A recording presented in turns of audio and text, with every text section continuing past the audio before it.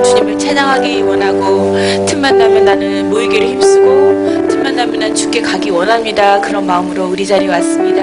주님 이 시간에 이 예배가 내 마음을 드리는 온전한 예배 되어지기 원한다고 우리 같이 함께 한 목소리 기도하겠습니다. 할렐루야. 주님 감사합니다. 주님께서 함께하신 예배 되어지게 해주시고 우리 심령의 주님께로 나아갈 수 있는 예배 되어질 수 있도록 우리를 주관하여 주시옵소서. 아버지 우리에게 주님의 영광을 나타내 주시며 성의 충만한 기름 부음을 덮어 주시옵소서. 아버지 주의 사랑과 주의 성령으로 충만케 우리 심령을 이끌어 주시옵소서. 주님을 찬양한 예배 되어지게 해 주시옵소서. 더 깊이 들어간 예배 되어지게 하여 주시옵소서. 오 라바라카라바시아 바라바라 가라발라 샤라 가라바라바라 샤바라바라리 주님 오 라바라바라바라 스카바라바라 샤바라바라바라 샤라라라라라라 가라바라바라 샤바라바라바라 주님 주의 영광을 구합니다. 주의 사랑을 구합니다. 주의 기름 부음을 구합니다.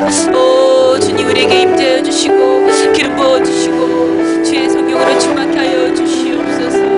오 주님 감사합니다. 오 라라스카라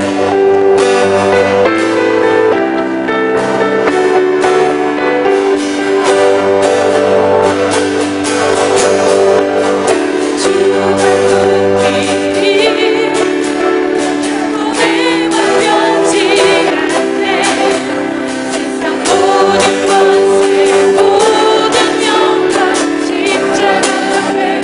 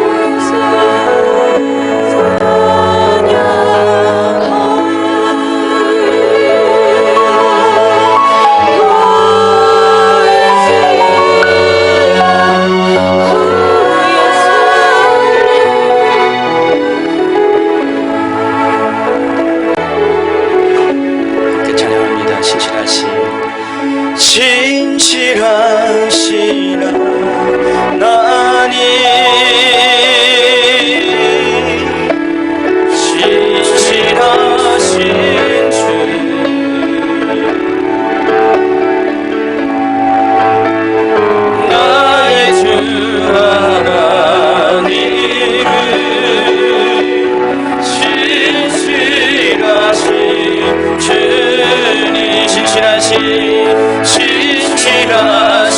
하나님 신실하신 주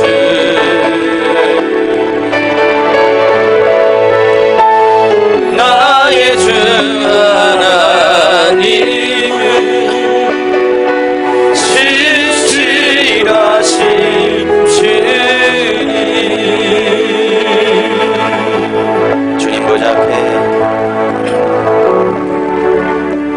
주님 보좌 앞에 나가 참된 안식과 기쁨 나누리게 경배하며 주의 얼굴 구할 때 신실하신 주님 찬양해 신실하신 하나님 신실하신 주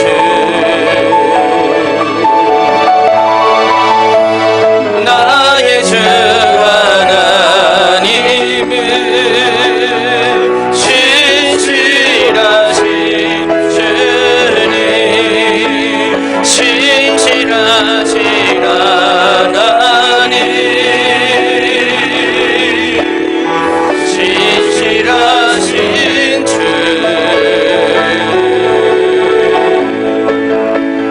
나의 주 하나님은 신실하신 주 신실하신 하나님 신실하신 주 나의 주 하나님은 신실하신 주님 우리 모두는 높은 보좌에 계시지만은 낮고 천한 이 땅에 오셔서 우리와 함께 하시고 기쁠 때나 슬플 때나 즐거울 때나 또 약할 때나 강할 때나 언제나 우리와 함께 하시는 그 놀라우신 은총으로 우리에게 영원한 생명을 주신 그 하나님 앞에 서 있습니다. 하나님은 신실하십니다.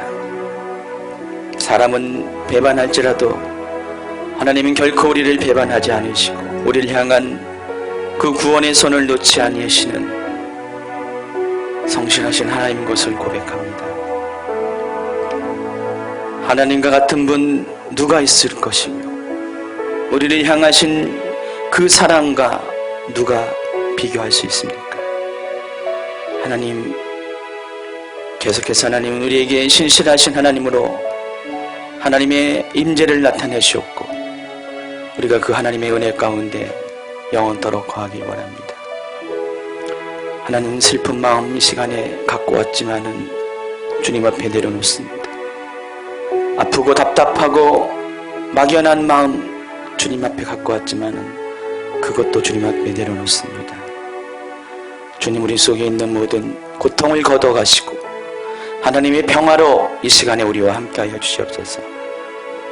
하늘에는 영광 땅에는 평화라 하였사오니 바로 그 같은 평화가 오늘 이 시간에 임하여 주시옵소서. 이곳이 하늘 영광의 보좌의 영광이 깃든 그런 거룩한 예배의 처소가 되길 원하며 이곳에 모인 모든 성도들에게 하나님 그와 같은 하늘의 평화를 이 땅 가운데 허락하여 주시옵소서. 존귀하신 예수님의 이름으로 기도합니다. 평화 내려주신 찬양하면서 하나님께 헌금 드립니다. 평화 내려주신 하나님 나로 고통받는 자를 위로하게 하소서. 나의 평생의 주 사랑을 전하니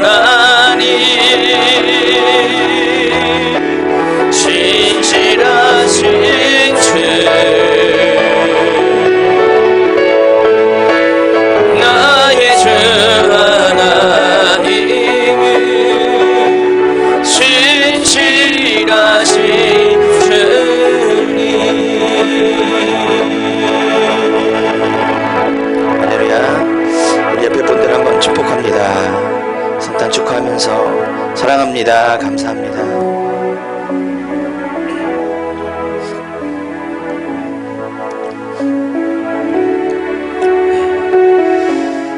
자, 여러분이 어떤 마음으로 오셨든 하나님께서 오늘 찬양처럼 여러분에게 평화를 주실 것입니다. 오늘 하나님께서 주신 이 평안이 여러분 가운데 차고 넘치고 더 넘치기를 바랍니다. 하나님 감사합니다. 오늘도 우리 가운데 놀라운 일 행하실 것을 기대합니다. 이미 주님이 우리 가운데 오신 것 자체가 우리의 삶에 놀라운 것이지만 더 큰 하나님의 은혜가, 더 큰 하나님의 역사가, 감동이 오늘 이 자리에 이 예배 가운데 있기를 원합니다. 하나님, 우리는 늘 부족하여 하나님 앞에 온전히 설 수 없는 연약한 몸이지만 주님은 주님의 온전함으로 우리를 새롭게 하시고 우리를 만들어 가십니다. 하나님, 오늘 주님 오신 날을 우리가 감사하며 예배드리는 이곳에서 주님 오셔서 영광 받으시고 함께하여 주시옵소서. 귀한 예물, 축하의 예물, 감사의 예물을 드리오니 받으시고 하나님 드린 손길 가운데 평생토록 저희들에게 주 예수 그리스도의 탄생으로 인한 그 기쁨과 감격과 감사가 떠나지 않도록 함께하여 주시옵소서. 존귀하신 예수님 이름으로 기도합니다. 아멘.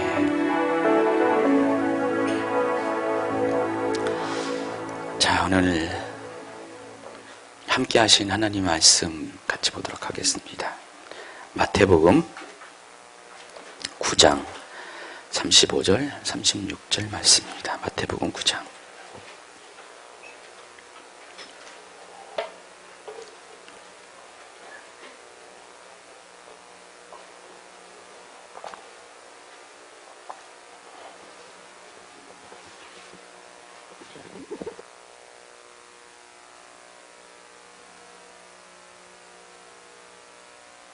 자, 마태복음 9장 35절 36절 말씀.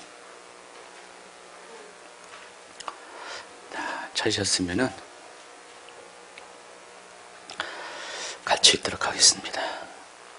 예수께서 모든 도시와 마을에 두루 다니사 그들의 회당에서 가르치시며 천국 복음을 전파하시며 모든 병과 모든 약한 것을 고치시니라. 무리를 보시고 불쌍히 여기시니 이는 그들이 먹자 없는 양과 같이 고생하며 기진합니다. 아멘. 저 어제 오후 제자 훈련을 마친 후에 훈련에 참여하는 어느 권사님 부탁을 받고 서울 개포동으로 신방을 다녀왔습니다. 성탄 전날이라서 그런지 차가 몹시도 막혔습니다. 무려 2시간 30분 가까이 걸려서 거리는 이렇게 긴 것 같지 않은데 오랫동안 걸려서 신방받을 집에 도착을 했습니다. 그곳에는 6개월 시한부 판정을 받고 투병하고 있는 환자가 있었습니다. 17살 어린 학생이었습니다. 혼자서도 움직일 수 없고 그래서 침대에서 편안한 자세로 누워 있을 수 없기 때문에 그냥 모로 누워가지고 자세도 이렇게 모로 누워가지고 침대에서 생활을 하고 있었습니다. 근데 한눈에 봐도 주님이 궁율이 필요한 중증 환자였습니다. 뭐 제대로 먹을 수도 없다고 하더라고요. 그래서 저번에 우리 같이 간 권사님이 얘기 드렸더니 소원이 몽셀, 뭔지 알죠? 몽셀 통통. 그거 하나 먹는 게 소원이랬습니다. 그거를 몇 시간 동안 그냥 애중지내면서 먹는 걸 봤다고 했습니다. 그래서 몸무게도 40kg 채 안 되고 그렇게 삐쩍 말라서 보니까 뭐 등이나 이런데 여러 가지 그런 병원의 흔적들이 많이 남아있더라고요. 아이를 둘러싸서 함께 예배를 드렸습니다. 찬양과 기도도 하고 똑같이 우리 경배 찬양도 하고 또 큰 목소리로 중보 기도도 하고 또 예언적인 선포와 또 그런 어떤 또 악한 것들을 쫓아내는 그런 악한 영을 쫓아내는 기도도 했습니다. 나중에는 아이의 입으로 신앙 고백도 하게 했습니다. 비록 힘없는 목소리지만 제가 가장 가까이서 들었기 때문에 아주 확실하고도 분명한 그런 중심이 담긴 고백을 했습니다. 또 예수님에게 치유를 위한 강구도 했고 예수님께 사랑한다는 고백도 하게 했습니다. 좋은 시간 보냈고요. 신방을 마친 후 제 자신을 한번 점검해 봤습니다. 잘 다녀왔다는 마음과 더불어 좀 더 빨리 가지 못한 것에 대한 아쉬운 마음도 함께 가졌게 되었습니다. 그동안 제가 일정이 바쁘다 보니까 시간 내기가 무척 어려웠습니다. 또 가까운 곳도 아니었고 아는 분도 아니었습니다. 또 성탄절이 앞두고 있기 때문에 또 예배 준비도 했습니다. 또 다녀오면은 밤늦은 시간이 되는 것이 또 자명한이기 때문에 상황적으로는 신방 가는 것이 조금 무리가 되는 것은 사실이었습니다. 그렇지만 상황이 안 돼도 가기로 결정한 이유가 있습니다. 첫째는 소개한 권사님의 간곡한 부탁이 있었어요. 그러니까 저기 와 계시네요, 오늘. 우리 권사님 보니까 어제 2시간 넘게 차 타고 가면서 얘기를 쭉 들어보니까 그 아이를 위해서 매일 가서 예배를 드린대요. 여러분, 식구도 아닌데 그렇게 하는 게 쉽지가 않잖아요. 그래서 매일 가서 아이를 위해서 예배를 드리고 또 그 아이를 위해서 저한테 부탁을 3번 정도 하신 것 같아요. 지난 주간부터 계속해서. 그래서 가야죠 하면서 정작 시간을 못 냈고, 그래서 제가 크리스마스가 되기 전에 꼭 가야 되겠다라는 생각을 갖고, 또 목사님이 오시는 것에 대한 희망을 가진 우리 아이의 엄마의 간절함이 있었기 때문입니다. 그래서 잠깐만 시간을 주는 것이 그분에게는 안타까움을 주신 거기 때문에 자정 어쨌든 간에 무리해서라도 이제 갔습니다. 갔더니 어제가 무슨 날인지 아세요? 아이의 생일이었어요. 생일 선물을 가지고 간 것 같아요. 예상대로 11시가 넘어서 집에 돌아올 수 있었고요. 피곤도 했고, 그렇지만 말씀도 준비하기 벅찼습니다. 그래도 감사한 것은 저희가 방문해서 아이가 소생을 한 것 같아요. 마음이 힘을 얻었어요. 엄마도 힘을 얻고, 그전에는 다 그냥 슬픔과 애통과 아픔만 있었는데 희망을 가진 것 같아요. 그래서 신방을 받기 전과 신방을 받은 후의 모습이 많이 달라 보였습니다. 전에는 절망이었지만은 이제는 확실히 믿음으로 희망을 붙잡은 것 같았습니다. 아이 엄마도 기쁨과 감사를 되찾은 것 같았습니다. 그러다 보니까 더 빨리 신방 가지 못한 제 자신이 좀 부끄러워졌습니다. 그러면서 이 상황에서 예수님이면 과연 어떻게 하셨을까라는 생각을 해봤습니다. 과연 바쁜 목회 일로 인해서 시간이 없다고 말씀하셨을까? 또 내 교회 성도도 아니고 더구나 가까운 거리도 아니기에 선뜻 따르는 것을 주저하고 미루셨을까? 아니면 이야기를 듣자마자 그 즉시로 만사를 뒤로하고 먼저 찾아갔을까? 정답이 뭔 것 같아요? 후자겠죠. 마태복음 8장의 후반부에는 예수님께서 갈릴리 호수 건너편 가다라 지방에 방문해서 귀신 들린 사람을 고치시는 이야기가 나옵니다. 오늘 9장에 있는 바로 전장에. 그리고 마태복음 9장은 그 일을 마치신 예수님이 곧 바로 본 동네인 가버나움으로 돌아오시는 장면이 나옵니다. 자, 근데 우리 8장과 9장을 잘 살펴보면은요, 그 정황을 살펴보면은 우리가 한 가지 중요한 점을 발견할 수가 있습니다. 그것은 뭐냐면은, 자, 예수님은요, 주로 사역이 갈릴리 중심으로 이루어졌습니다. 그래서 갈릴리 중심으로 굉장히 바쁜 시간들을 보내고 있었습니다. 자, 그러던 중에 잠시 짬을 낸 것도 아니에요. 예수님은 일부러 갈릴리 호수를 넘어서 가다라 지방을 방문하셨습니다. 여러분, 이 가다라 지방은 같은 유대민족이 아닙니다. 이방민족입니다. 또 예수님을 환영하는 분위기도 아니었습니다. 8장 후반부 보면은 예수님이 귀신 들린 자를 고치니까 예수님한테 떠나라고 요청을 할 정도로 예수님에게 호의적인 마을도 아니었습니다. 그리고 8장 24절에 보니까 갈릴리 바다에 마침 큰 풍랑이 있었습니다. 그래서 물결이 배에 덮일 정도로, 그래서 제자들이 살려달라고 예수님에게 간청을 할 정도로 상황은 위험한 상황이었습니다. 그러나 그럼에도 불구하고 예수님은 오직 한 가지 일, 곧 귀신 들린 사람을 고치기 위해서 그것을 방문했던 것입니다. 예수님은 그것 때문에 잠시 갔고 곧바로 돌아오셨어요. 예수님이 그 지방을 방문한 이유는 바로 귀신 들린 자를 고치기 원하는 바로 주님의 마음, 바로 그것 때문이었다는 것입니다. 자, 이와 같이 예수님은 어떤 입장, 어떤 상황이든 간에 한 영혼을 고치기 위해서라면 어디든지 마다하지 않고 달려가실 그런 마음과 준비를 가지신 분이라는 것입니다. 여러분, 마태복음 8장과 9장은 하나님의 아들로서 백성들의 병든것과 약한 것들을 고치시는 예수님의 치유 사역이 집중적으로 기록되어 있습니다. 오늘 본문인 마태복음 9장 36절에는 이 같은 사역을 하시는 예수님의 동기에 대해서 다음과 같이 설명합니다. 다시 한번 읽도록 하겠습니다. 볼륨 약간만 높여주세요. 무리를 보시고 몰상히 여기시니 이는 그들이 목자 없는 양과 같이 고생하며 기진합니다. 여기 목자 없는 양과 같이 고생하며 기진했다고 그랬습니다.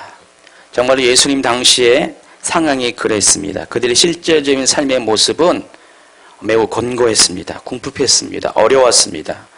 줄이고 목마른 삶이었습니다. 핍박받고 빼앗기는 삶이었습니다. 각종 육체적인 병과 악한 영에 의한 귀신 들림에 의해 늘 삶의 질고가 끊이지 않았습니다. 그래서 그들은 삶에 희망도 없었고 기댈 곳도 없는 최악의 삶을 살았습니다. 또 그들에게는 기댈 지도자가 없었습니다. 그들이 이끄는 목자가 없었습니다. 나라는 로마의 식민지였고 그들에게 왕도 있었지만 헤롯 왕은 유대민족이 아니었습니다. 에돔 족속이었습니다. 그냥 정치적으로 로마에 잘 보여가지고 유대의 왕을 자리를 차지한 것뿐이었습니다. 당연히 자기 백성이 아니었기 때문에 백성들에 대해 관심도 없었습니다. 사랑도 없었습니다. 또 그들의 지도자 중에 제사장들이 있었습니다. 그들은 정말로 백성들을 사랑했냐? 아닙니다. 그들은 이미 세속주의에 물든 돈과 권력을 사랑하는 그런 집단에 불과했습니다. 그들이 드린 예배, 그들이 드린 종교의식 다 껍데기뿐이었습니다. 그리고 그들을 유일하게 기댈 수 있는 정신적인 지도자가 바리새인이었지만은 이들 역시 하나님에 대한 열심은 있었는지 모르지만은 너무나 율법적인 그런 틀에 매여서 오히려 그것으로 사람들을 올가매는 그런 사람들이었습니다. 그래서 그들에게 있어서 백성들에게 있어서 정말로 자기 생명과 같이 백성을 사랑하시는 목자와 마음을 가진 리더는 그 어느 누구도 없다는 것입니다. 삶도 핍절하고 또 그들을 이끌고 사랑할 수 있는 그 어느 진정한 리더도 없는 그런 상황이 바로 예수님 당시 이스라엘 땅에 유대 땅에 사는 백성들의 삶의 곤고한 모습이라는 것입니다. 예수님은 그들의 모습과 형편을 보았습니다. 그리고 선한 목자의 마음으로 그들을 불쌍히 여기신 것입니다. 그러므로 예수님의 치유를 사역을 하는 동기, 예수님의 모든 사역의 동기는 단 한 가지, 바로 백성들을 불쌍히 여기는 궁일한 마음이었습니다. 그리고 이 마음은 하나님으로부터 온 마음이었습니다. 그래서 예수님은 짧은 공생의 기간을 3년이라는 공생의 기간을 아마도 이것을 너무나 잘 알기 때문에 시간을 허비하지 않았을 것 같아요. 금쪽같이 시간들을 여기시면서 한 영혼을 위해서 모든 도시와 마을을 두루다니시면서 가르치시고 천국 복음을 전파하시고 모든 병과 모든 약한 것을 고치는 사역을 하신 것입니다. 이게 9장 35절에 나와 있습니다. 예수께서 모든 도시와 마을에 두루다니사 그들의 회당에서 가르치시며 천국 복음을 전파하시며 모든 병과 모든 약한 것을 고치시니라. 바로 이것이 예수님의 사역이고 또 예수님의 사역의 동기입니다. 예수님은 눈과 마음 그리고 발걸음을 언제나 가난한 자를 향해 지향하셨습니다. 그리고 포로된 자, 눈먼 자, 눌린 자를 위해 관심을 가지셨고 그들이 예수님을 만났을 때 자유와 다시 보게 됨과 그리고 해방을 경험하게 됩니다. 지난주가 셀 모임 시간에 남성 셀 시간에 어느 분이 제게 요청을 했습니다. 목사님 이번 성탄 예배 때는 성탄절이 과연 성경적인가에 대해서 그 주제로 말씀을 좀 전해달라고 했습니다. 좀 연구 좀 제가 해서 성탄절의 의미에 대해서 말씀을 전해달라고 했습니다. 그래서 조금 제가 생각을 해봤습니다. 실은 저도 성탄절의 의미에 대해서 조금 약간 고민을 하고 있었던 차입니다. 왜냐하면 요즘의 흐름이 그동안 우리가 교회에서 전통적으로 지켜왔던 그런 것들에 대해서 과연 그것이 성경적인 것인가에 대해서 재해석을 하는 분들이 많아졌기 때문입니다. 그래서 기독교에서 지키는 절기들에 대한 재해석이 막 일어나고 있고요.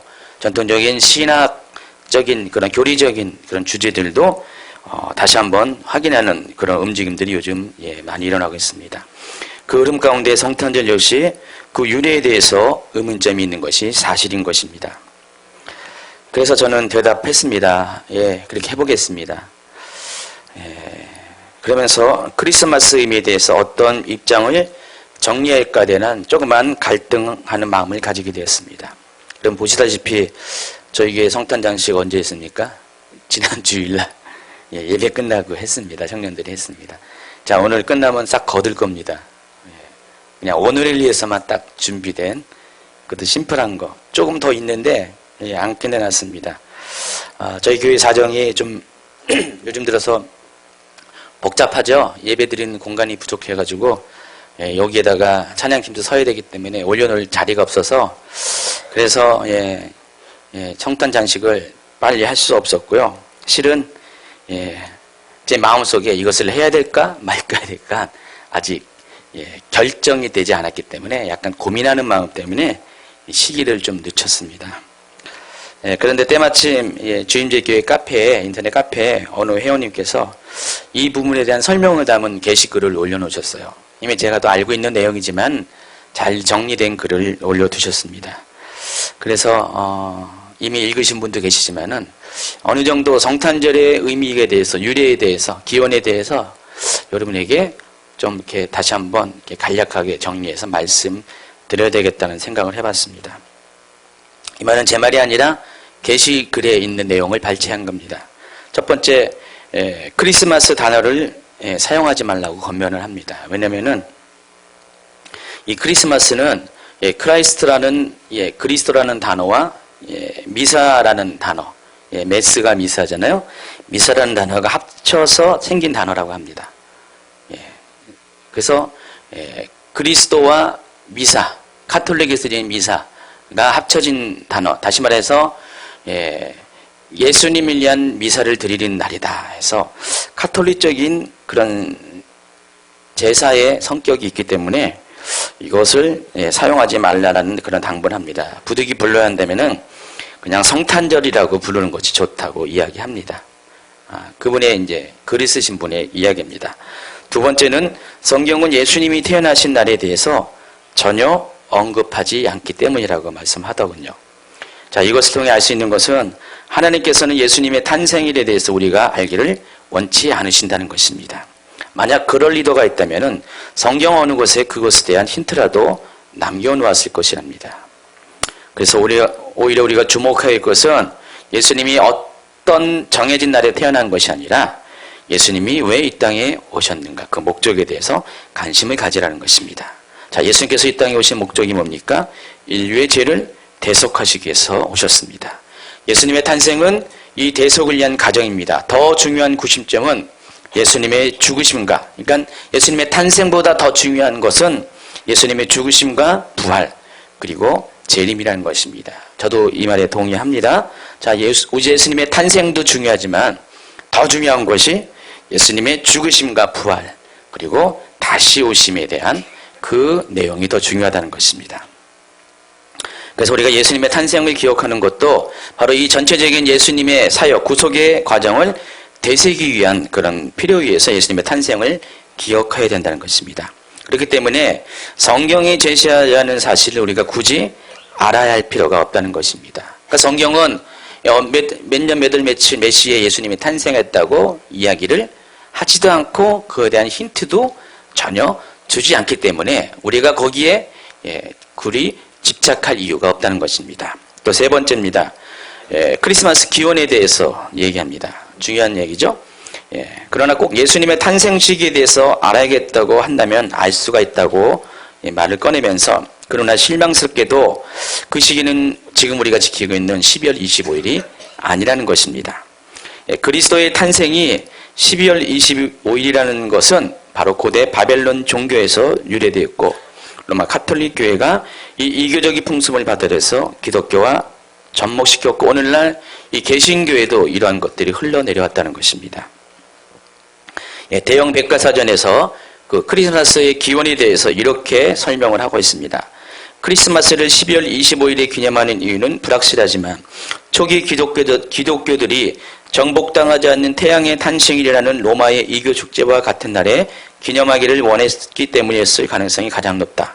이 이교 축제는 낯이 다시 길어지기 시작하고 태양이 하늘 높이 떠오르기 시작하는 동지를 기념한 것이었다. 따라서 크리스마스와 관련된 전통 관습들은 이교도들이 한겨울에 벌이던 농신제 및 태양 의식들과 그리스도의 탄생을 한데 합쳐서 생기게 된 것이다. 자, 이것이 일반적으로 보는 크리스마스 기원에 대한 관점입니다. 자, 계시글에는 이 글을 마치면서 그렇다면은 모든 교회와 온 세상이 크리스마스를 지키는데 우리 크리스찬들은 과연 어떻게 할까? 라는 문제에 대한 답을 설명을 하면서 글을 마칩니다. 이렇게 설명을 합니다. 이 점에 대해 저는 이렇게 말씀드리고 싶습니다. 우리 크리스천들도 세상 밖에서 사는 사람들이 아니고 세상 안에 살고 있는 사람들입니다. 또한 예수님의 탐생이 없었다면 그분의 십자가 사건도 없었을 것입니다. 따라서 1년에 하루를 떼어 혹은 1년에 한 주일을 떼어 성탄절로 혹은 성탄주일로 지키는 것 자체가 나쁜 것이라고 말할 수는 없습니다. 단지 12월 25일에 예수님이 태어났다 혹은 산타클로스가 선물을 준다 등과 같은 거짓말은 하지 말자고 말씀드리고 싶습니다. 특히 크리스마스가 연말에 있고 휴일이므로 멀리 떨어진 가족들이 함께 모여 즐거워할 수 있는 좋은 기회가 됩니다. 따라서 크리스마스 자체를 정죄하는 것은 옳지 못하다고 생각하며 아이들에게도 성탄절의 의미와 또 무엇이 잘못된 것인가 등을 가르치면 전혀 문제가 될 것이 없다고 믿습니다. 한편 어떤 이들은 이 모든 것이 이교도들의 풍습에서 나왔으므로 나와 내 가족은 크리스마스를 지키지 않겠다고 결심할 것입니다. 저는 이건 역시 각자의 마음에 따라 주를 위해 하는 것이므로 좋은 일이라고 생각합니다. 결코 제가 타협한다고 생각하지 마십시오. 단지 이날을 지키는 사람도 주 안에서 양심에 따라 거짓 없이 지키고 지키지 않는 사람도 주 안에서 양심을 따라 지키면 된다고 생각합니다. 다시 한번 강조하지만 이날에 대해 거짓말을 해서는 안 되며 즐겁게 휴일을 지키면서 가족과 함께 주 예수님의 탄생에 대해 음미해 보는 것도 좋으리라고 생각합니다. 이렇게 말을 마쳤습니다. 자, 이 계시글의 설명처럼 크리스마스는 분명 성경적 기원을 가진 것이 아닙니다. 분명히 합니다. 오히려 바벨론 종교를 계승한 로마 카톨릭의 전통을 기독교가 문물하게 그냥 받아들인 것이 맞다는 것입니다. 저 역시 계시글과 같은 질문을 여러분께 드리고 싶습니다. 그렇기 때문에 크리스마스는 정말로 없애야 하는 것일까? 제가 어느 분의 얘기를 들었더니 어느 분이 그러더라고요. 저희 교회는 성탄절을 지키지 않습니다. 라고 어느 교회에 딱 명시를 했대요. 그러면서 실은 작년에 이런 비슷한 소리를 들었어요. 교사로 계시는 어느 권사님이 1학년 담임인데 학교에서 성탄절 카드를 만드는 그런 걸 했대요. 그런데 어느 날 갑자기 학부모가 찾아와가지고 막 항의를 한대요. 왜 성탄절에 이런 걸 하냐고. 근데 이분이 교회를 안 다니는 게 아니라 교회를 다니는데 그 교회에서는 성탄절을 지키지 않는다고 얘기하시면서 성탄절이 그 교회에서는 기독교에 관련된 것이 아니라고 단정을 했기 때문에 아마 그렇게 가르쳐졌나 봐요. 그렇기 때문에 그것 때문에 와서 막 따진다는 겁니다. 그러니까 성탄절을 강조하지 말라고. 작년에 제가 처음 들었어요. 그 얘기를. 처음 들어가지고 정말 그런가? 그래서 성탄절에 대해서 그냥 상식적인 수준만 알고 있다가 그걸 계기로 성탄절의 의미에 대해서 좀 생각을 하게 됐어요. 그러다가 올해 들어서 이렇게 엔타임 강의를 준비하면서 특별히 그 로마 카톨릭 부분을 연구를 하면서 바로 그거에 대한 정보를 알게 됐습니다. 성탄절이 정말로 기독교적인 것이 아니라는 것을 정말로 알게 됐습니다. 그러면서 그분들이 왜 그랬는가에 대해서 이해도 됐습니다. 그러면서도 아쉬운 것은 과연 크리스마스를 없애야 되는가? 이거에 대해서 솔직히 의문과 갈등이 있었다는 것입니다. 오늘 제가 정리합니다. 제 대답은 아닙니다. 왜냐하면은 우리가 가져야 할 관심, 그것은 예수님이 탄생하신 정확한 날이 아니고 바로 예수님이 이 땅에 오신 이유와 목적이기 때문입니다. 여러분, 날에 집착하는 것이 아니라 바로 예수님이 이 땅에 오신 이유와 목적에 대해서 우리가 분명히 더 알아야 한다는 것입니다. 어차피 어느 날에 오시든 그날은 중요하지 않습니다. 성경에서도 이야기하지 않고 어느 누구도 예수님이 몇 년 몇 월 며칠에 오신 것을 모르고 있습니다. 단지 추측할 따름입니다. 때문에 12월 25일을 정하나, 옛날에 영어니까 8월에 크리스마스 지는데 8월에 크리스마스를 정하나 그것은 아무런 의미가 없다는 것입니다. 날이 중요한 것이 아니라 왜 예수님께서 이 땅에 오셨는가, 그 이유와 목적에 대해서, 또 예수님이 오신 것이 우리에게 얼마나 큰 복이 되는가, 그것에 대해서 우리가 관심을 가져야 된다는 것입니다. 어떤 날을 정하든 정답은 있을 수가 없고, 비록 그것이 12월 25일이라는 바로 태양신 숭배하는 그 기념일과 같은 날이라 할지라도 우리는 그 날에 매우는 것이 아니라 예수님이 오신 그 의미, 목적에 대해서 우리는 관심 갖고 주목을 해야 된다는 것입니다. 그렇기 때문에 저는 크리스마스를 없앤다는 의견에 찬성하지 않습니다. 만약에 여러분이 크리스마스를 없앤다, 이 날을 없앤다면은 더불어서 크리스마스를 지키는 의미도 약해질 것입니다. 그렇죠? 예수님의 오신 것에 대해서 우리가 적어도 크리스마스 날을 통해서 한 번 더 되새겨보고 더 생각을 하게 됩니다. 그런데 크리스마스 날을 없애보세요. 그럼 예수님의 오심에 대한 의미가 약화될 수밖에 없다는 것입니다. 예수님이 왜 이 땅에 오셨는지, 바로 가난한 자를 위해서, 우리의 죄를 대속하고 가난한 자들을 불쌍히 여겨서 그들을 회복시키기 위해서, 그들에게 복음을 전하기 위해서 이 땅에 오셨다는 그 의미가 약해진다는 것입니다. 오히려 우리가 문제 삼아야 될 것은 크리스마스의 날이 문제가 아니라 바로 다른 것을 높이는 것, 예수님이 아닌 다른 것을 높이는 것, 예수님이 오신 목적보다는 다른 것에 우리가 관심을 갖는 것, 곧 산타클라스든지 크리스마스 장식을 지나치게 한 것. 저는 요즘 교회들이 크리스마스 장식 하는 거 보고 아주 그냥 마음이 아픕니다. 제가 아는 분들도, 무슨 교회 목사님들도 그냥 한 달 전부터 그냥 교회들이 이렇게 크리스마스 장식을 한 걸 가지고 그냥 사진 찍어가지고 막 대대적으로 자랑을 하시고 그러는데, 아무리 못해도 몇 천만 원 드린 것 같아요. 크리스마스 그 규모를 보니까. 제가 이거 준비하면서 몇 년 동안 이거 하나 사면서 가격을 알잖아요. 얼마나 비싼지. 몇 천만 원은 된 것 같은데, 그것을 자랑하는 거 보면서 굉장히 마음이 안타까웠어요.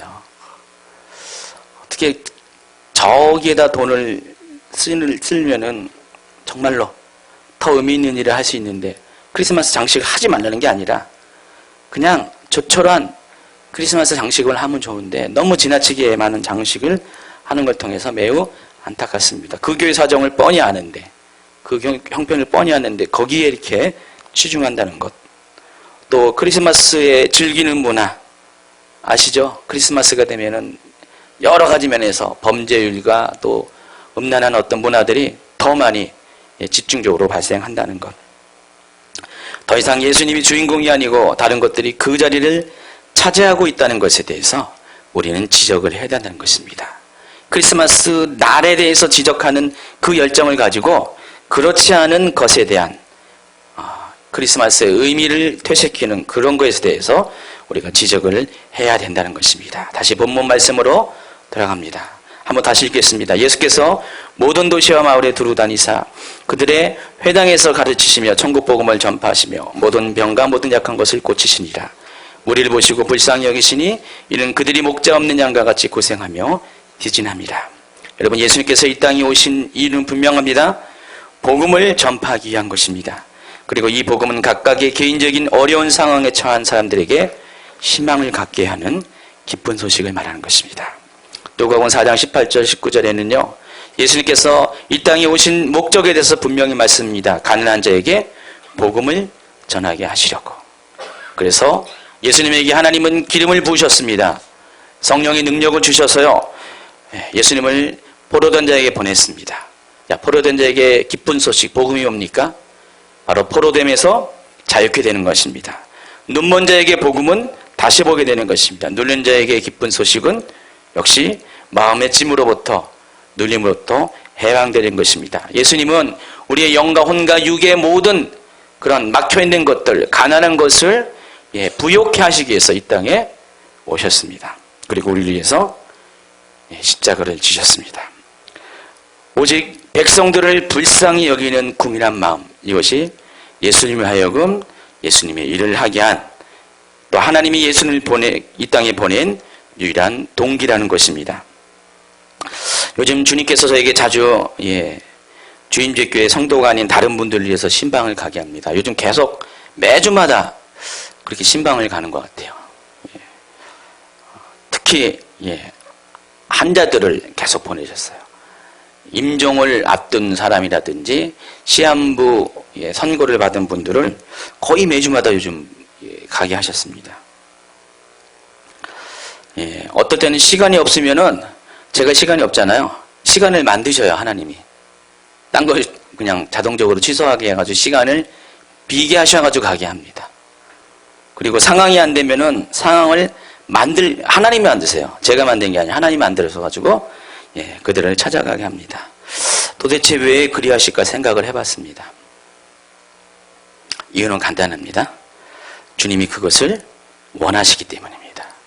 주님이 그들을 불쌍히 여기시기 때문입니다. 그들이 목자 없는 양같이 고생하고 기진하기 때문입니다. 그래서 누군가는 가야 되는데 갈 사람이 없으니까 저희라도 보내셨다는 것입니다.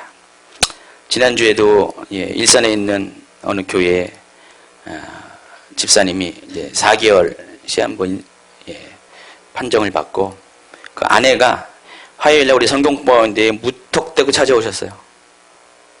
슬픔을 가득 가지고 찾아오셨습니다.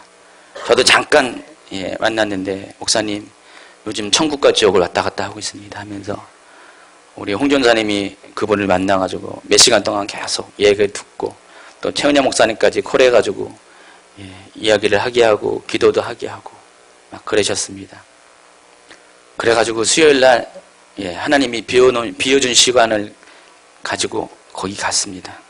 갔더니 그 남편이 99년부터 암 판정을 받아가지고 계속해서 암과의 싸움을 여지껏 살아왔어요. 계속 어쨌든 하나님이 살리셨어요. 계속 생존해 있게 했습니다. 뇌종양을 3번이나, 같은 뇌종양을 3번이나, 지금은 뼈까지 다 전이 돼가지고 이제 병원에서는 이제 포기했고요. 도저히 이제 우리 할 수 없다. 집에 가라. 그래가지고 집에 오신 상태입니다. 당연히 어떡합니까? 힘들죠. 우울증이 찾아오고, 그 전에 암투병 할 때보다 더 심한 증세들이 막 나타나니까 고통스러우니까 이 아내가 그 옆에서 이것을 보다가 때마침 유튜브를 통해서 저희 이렇게 설교를 들었나 봐요. 그리고 들으면서 위로를 받고 희망을 갖고 있다가 그날 화요일날 무작정 찾아오신 거예요. 근데 하나님이 주신 마음이 당장 내일 가라는 마음을 주셨습니다. 또 하나님 또 상황을, 시간을 이렇게 좀 이렇게 비워주셨어요. 원래 정해진 시간을 비워주셔가지고 갔습니다. 갔더니 그분이 엄청 기대하셨어요. 그 전날 밤부터 우리가 간다고 하는 그날부터 하나님이 그 회복하는 마음을 주셔가지고요. 많이 기대하셨고, 그날 가서 예배를 드릴 때 아내가 대단하더라고요. 그렇게 열정적으로 진짜 하나님을 자꾸 부르짖고 예배하면서, 정말 그분은 아내가 여지껏 살려놓으신 것 같아요. 아내의 기도로. 진짜 그런 것 같아요. 남편도 알아요. 아내가 그렇다는 거 알아요. 근데 이번에도 아내가 그 역할을 하신 것 같아요.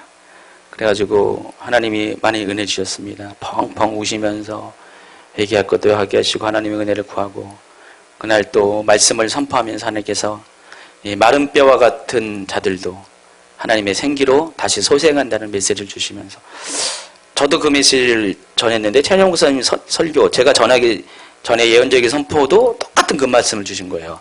신기하죠? 그래서 저도 깜짝 놀라서 제가 그 말씀을 전하려고 했는데 지금 최원영 목사님 똑같은 말을 전하고 있더니 아주 확신을 주신 것 같아요. 어쨌든 그날부터 그분이 식사도 하기 시작했고요. 회복이 됐습니다. 회복이 되고 며칠 뒤에 병원에 갔는데 의사가 그러더래요. 좀 나아진 것 같기도 하고 하면서 말끝을 흐리더래요. 그래서 그분이 속으로 했대요.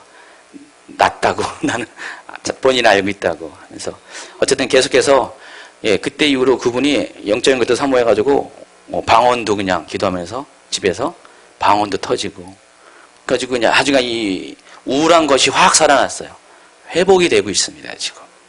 일주일 전에 그랬고요.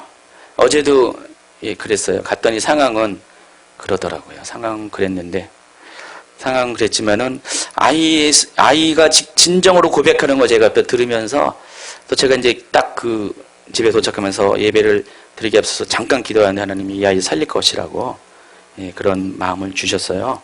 그래서 그 얘기도 전하고 하나님이 그렇게 마음을 주셨다. 다 포기했지만은 하나님께 살려주실 것에 대해서 기대를 하고요. 그랬습니다. 그 전주에는 우리 박영웅 집사님 언니 얘기 들었죠? 어젯밤에도 글을 남기신 것 같은데 오늘 남기셨어요? 언니도 2주 전에 저희가 찾아갔을 때 실은 문전박대를 당했습니다.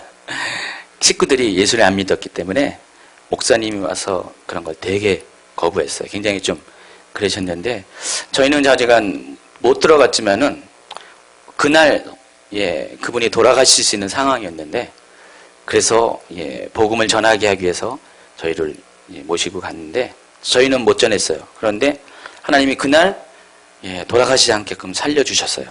그리고 계속 일주일 동안 우리 집사님 부부가 그 언니를 위해서 계속 찾아갔어요. 그 식구들의 그냥 그 반대에도 불구하고 사주간 하나님이 결국 복음을 전하게 하셨고 일주일 뒤에 지난 금요일날 돌아가시게 하셨습니다. 예수님을 영접하게 하시고 돌아가셨습니다. 자, 보면은 예수님께서 얼마큼 한 영혼을 향해서 그렇게 궁일한 마음을 가지고 그 영혼을 사랑하시는지 이게 다 증거가 되지 않습니까? 근데 이 세상에는 그 예수님의 마음을 가진 사람들이 많은 것 같지 않습니다. 하나님의 그 애절한 마음을 가진 사람들이 많지 않은 것 같아요. 예수님 당시나 지금이나 큰 차이가 없어요. 예수님 당시의 제사장이나 예수님 당시의 바리새인이나 예수님 당시의 위정자들이나 오늘날도 큰 차이가 없다는 것입니다. 그래서 예수님은 언제나 안타까운 마음과 아픈 마음을 가지고 이 세상에 당신이 피 흘려서 살리신 그 사랑하는 자들이 정말로 기진하고 고생하며 예전 번역에 보니까 유리방황하다고 했습니다. 바로 유리방황하는 그들의 모습을 보면서 안타까이 여겼다는 것입니다. 그래서 하나님은 그 아들을 보내신 거예요. 바로 그들을 구원코자 그들의 아픔을 감싸 안고자 그들의 아픔에 동참하고자 예수님이 이 땅에 보내셨다는 것입니다. 바로 이것이 예수님이 오신 성탄절의 의미입니다. 자, 우리는 이것을 잃어버려요. 이것을 놓칩니다. 그리고 껍데기의 것에 우리는 마음을 두고요. 별로 중요하지 않은 날에 우리가 매여서 정말 크리스마스를 지켜야 되냐 말해야 되냐 이것을 논쟁을 하고 있습니다. 자, 이것은 본질이 아닙니다. 지난번에 있었던 더보시시나 종교도안주의 그거와는 다른 차원이라는 것입니다. 그건 반드시 우리가 반대해야 돼요.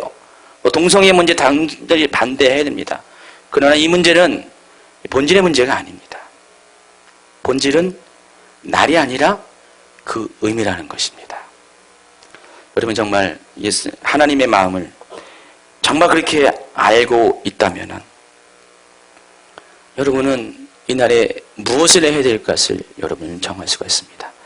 전 참 감사한 것은 그래도 하나님이 저희도 불쌍히 여겨서 저나 최은영 목사님 불쌍히 여겨서 그런 분들에 대해서 저희 또한 관심을 갖게 한 것들 그런 분에 대해서 좀 예수님의 마음을 가지고 한 발짝이라도 뜨게 한 것이 얼마나 참 감사한 건지요. 아까도 이제 쭉 차 타고 오면서 건널목에 신호가 걸려가지고 잠깐 대기하고 있는데 사람들이 쭉 지나가고 있습니다. 근데 어느 분이 손수레를 끌고 모자를 푹 뒤집어 쓰고 그냥 완전 무장을 하고 폐지를 모으는 이렇게 지나갑니다. 나는 예배를 드리러 가는데 저분은 그 시간에 삶을 위해서 폐지를 줍고 있는데 뭔가 뭐 잘못된 것 같아요. 마음이 막 그랬습니다. 예수님도 아마 그럴 것 같아요.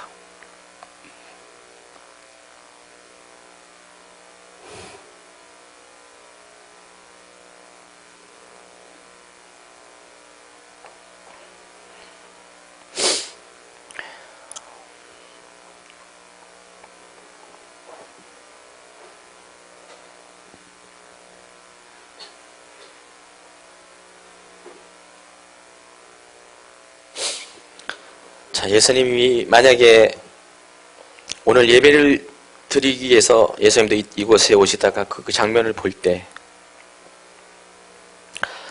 아마 예수님 또한 마음에 예배보다는 이 날보다는 그들을 향한 그 마음 때문에 많이 아파하실 것 같아요.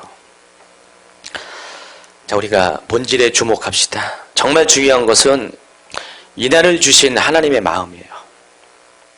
예수님이 이 땅에 오신 그 목적과 이유입니다. 여러분이 조금이나마 그것을 알기만 한다면은 우리는 불필요한 논쟁과 그런 것에 우리는 마음을 빼앗길 이유도 없고 그럴 시간도 없습니다. 그럴 여유도 없습니다. 우리는 더 가난한 자를 위해서, 더 불쌍한 자를 위해서 마땅히 예수님처럼 동일한 그런 삶을 살아야 한다는 것입니다. 예수님은 2000년 전 바로 저와 여러분을 위해서 이 땅에 오셨고 지금도 오직 궁일이 필요한 자들에게 손을 내미는 그 구원의 사랑을 가지고 만약에 그들이 어디에 있든 간에 그들이 원하기만 한다면 예수님은 세상 끝이라도 달려갈 분이 바로 예수님이라는 것입니다. 자, 그 예수님이 오늘 오셨습니다. 지금 이곳에 오셨습니다. 여러분 그분을 만나시기 바랍니다. 그분의 사랑을, 그분의 마음을 경험하시기 바랍니다. 그래서 이상 여러분 삶 가운데 예수님이 없는 것으로 인해서 슬퍼할 필요도 없고 예수님이 만나지 않았다는 것에 대해서 낙심할 필요도 없이 바로 지금 여러분과 함께 계시는 예수님으로 인해서 모든 삶에서 회복되고 정말로 포로됨에서 자유, 눈물에서 다시 보게 함, 눌린 것에 있어서 해방을 경험하는 주의 은혜의 해를 경험하는 저와 여러분이 되기를 축원합니다. 기도합니다. 하나님 감사합니다. 정말 우리가 어떻게 예수님의 마음을 알 수 있을까요? 우리가 어떻게 하나님의 마음을 알 수 있을까요? 우리가 아무리 입술로 말하고 고백한다 할지라도 우리를 향하신 하나님의 마음은 우리가 정말로 조금이라도 이해할 수 없음을 고백합니다. 이 백성을 향한 그 하나님의 궁일한 마음이 가장 사랑하는 예수님을 이 땅에 보내어서 그 고통과 핍박의 삶을 살게 하시고 인간을 경험하게 하시고 그리고 가장 수치스럽고 고통스러운 십자가로 죽음을 맞이하게 하시고 또 마침내 승리하게 하셔서 모든 고난당하는 백성들에게 희망이 되시고 소망이 되게 하시니 감사합니다. 오늘은 바로 그 예수님이 우리 가운데 오신 그날을 기념하는 날입니다.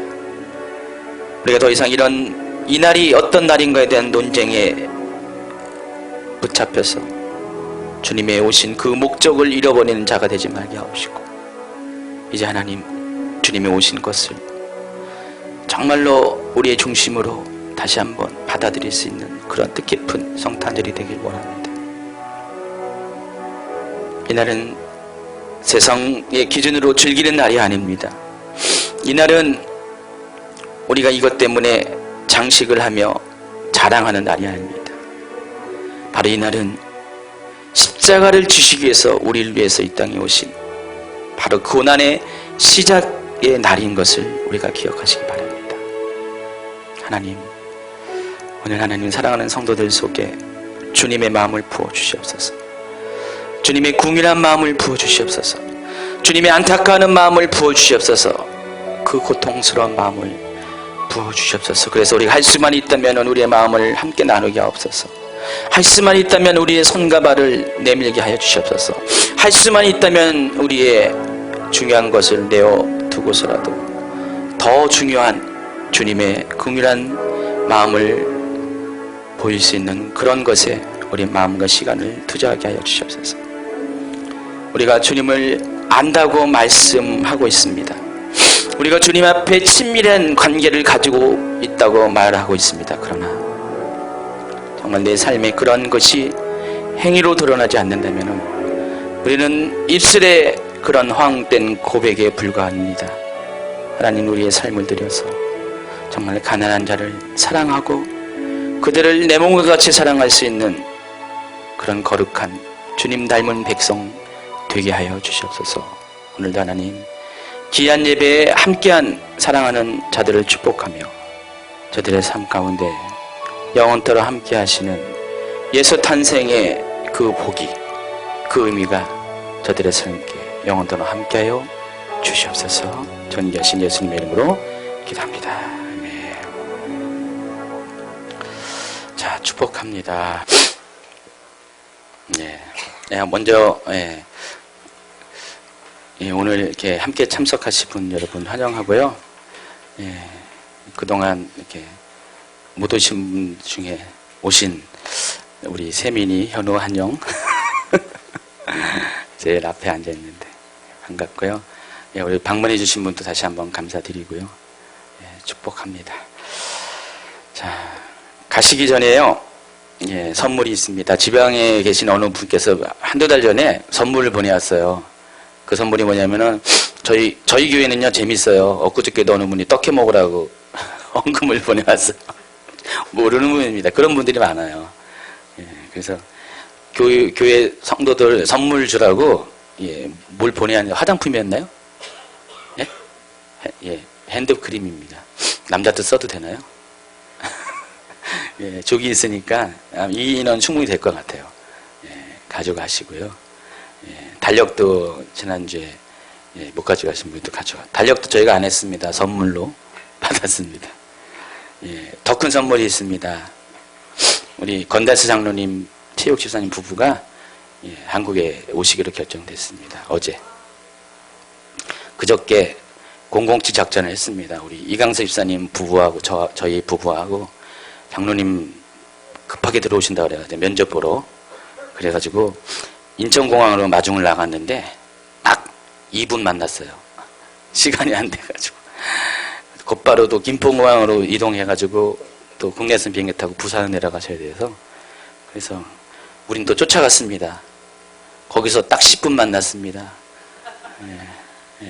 그래서 같이 손 붙잡고 기도하고 장로님이 기도해달라고 그래가지고 기도하고 그리고 어제 결정을 되셨대요. 그래서 1월 6일부터 근무한대요. 근무지는 저 진주인데요. 걱정 마십시오. 장로님이 매주 올라오신대요. 미국에서도 오고 싶었는데 한국에 있는데 못 올 게 어딨냐고. 그래서 한 가지 더 기도하세요. 그분이 이제 해외 총괄 마케팅 사장님으로 이렇게 취임하신 거거든요. 그렇기 때문에 해외 출장을 많이 가니까 이왕이면 제 생각에 어제 태훈영 목사님이나 요 공항 근처에 그 회사에서 사무실을 따로 만들어주면 참 좋을 텐데 그것도 한번 하나님이 하실 것을 기대합니다. 장로님이 너무 좋아하세요. 교회를 섬기게 됐다는 게 교회를 너무 사랑하시는데 그래서 다다음 주 뵙게 됩니다. 여러분 성탄 선물입니다. 제 선물입니다. 우리 이강수 지사님 부부랑 같이 만들어 왔습니다. 이틀 동안. 오늘 저녁 수요 예배는 별도로 모이지 않습니다. 내일 목요일 중보기도학교는 원래대로 진행. 많은 분들이 이거 묻습니다. 어제도 묻습니다. 진행합니다. 이상 교회 수요 마치고 오늘 식사 있죠? 권사님. 뭐 맛있는 거 준비했습니까? 어제 맛있는 거 준비하셨는데 맛있게 드시면서요. 오늘은 별도 행사는 안 하고요. 식사하시면서 좀 즐겁게 대화도 나누시고요. 편하게 좀 여기 모임을 가지세요. 뭐 세일 모임 이런 거 따지지 말고요. 예, 그렇게 오늘 처음 오신 분들도 다시 한번 환영합니다. 예, 축복합니다. 예, 감사합니다. 예, 축복합니다. 예수님의 이름으로 우리가 다시 한번 축복하면서 여러분 오늘 좋은 교제 시간 갖길 바랍니다. 기도합니다. 하나님 감사합니다. 오늘 예배 가운데 우리에게 말씀하신 것들 깨닫게 하신 은혜가 있어서 너무나 감사드립니다. 오늘 예수님의 오심에 대해서 우리가 뜻깊게 다시 한번 생각할 수 있는 기회를 주셔서 감사합니다. 주님의 오심은 바로 우리를 향하신 바로 하나님의 궁휼하신 마음, 불쌍히 여기시는 마음. 그래서 그것 때문에 사랑하는 자를 보내서라도 하나님의 마음을 전하고 싶은 하나님의 그 계획에 인해서 주님이 오신 것을 깨닫게 하심을 감사합니다. 이제 하나님 우리의 삶에 크리스마스의 의미가 변하게 하옵소서. 바로 이날을 주신 하나님의 마음을 우리가 알므로 인하여서 진정 이제는 주님이 원하시는 삶을 살 수 있는 하나님을 닮은 자녀로 우리 모두를 바꿔주시길 소원합니다. 이제 하나님 결단합니다. 하나님 사랑하는 것 입술로만 하는 것이 아니라 하나님을 사랑하는 그것을 우리의 삶으로 드릴 수 있는 우리 모두가 되게 하여 주시옵소서. 지금은 길과 진리요 생명 되신 우리 주 예수 그리스도의 크신 은혜와 하나님 아버지의 놀라우신 사랑하심과 성령님의 인도하심이 성탄절을 통하여서 우리를 향하신 하나님의 뜻과 하나님의 사랑을 알고 그것을 전하고 그것을 행하기로 결단한 사랑하는 주임주께 성도들 머리 위와 저들의 가정의 위와 저들의 발길 위에 이제부터 영원토록 함께하기를 축원합니다. 아멘.